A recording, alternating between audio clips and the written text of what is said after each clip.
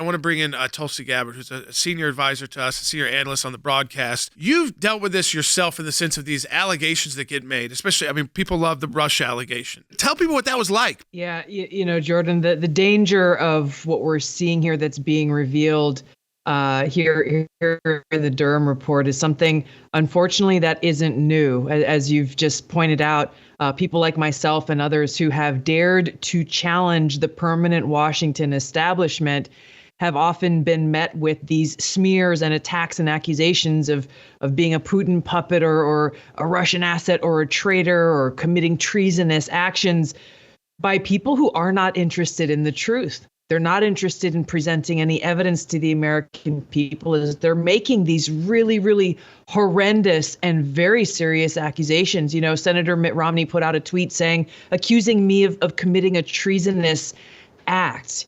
An accusation that is actually punishable by death under the U.S. law. These are very serious accusations. And what we're seeing here that's been revealed in the Durham Report is that those officials within the FBI similarly were not interested in following the facts and being unbiased in their pursuit of frankly following the law.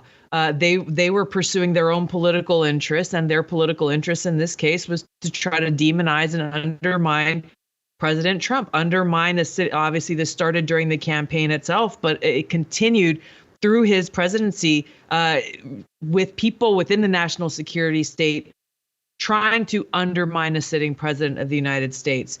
Now, we look back through the history of the FBI, we again see that this kind of weaponization and politicization of law enforcement agencies is not new. We have the FBI still, the letters prominently shown on their building. This is the J. Edgar Hoover building. Well, look at the guy who is historically famous for weaponizing the FBI to go after political opponents, politicizing that agency.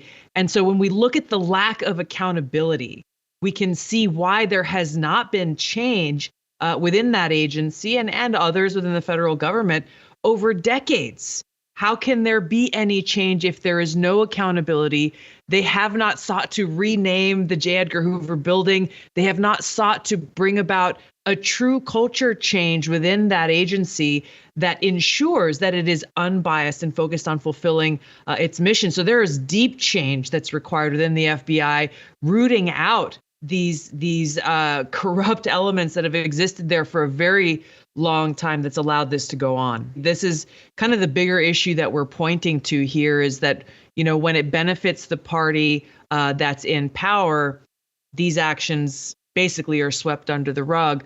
But once the tables are turned, then it's, raising hell and how do we bring these people to account? And these are criminal activities. And this is where we need Democrats and Republicans to step up and actually be real leaders in Congress and recognize the threat to our democracy when they allow these things to go on unchecked. Because as we see, if you allow this precedent to be set, the politicizing and weaponization of our federal institutions on one side, then very quickly the tables can turn and it will be used against those who are abusing their power today. So if they don't recognize the threat to this democracy, the reality of the American people losing faith and trust in those who are leading these institutions, then we will only continue to see this problem get worse.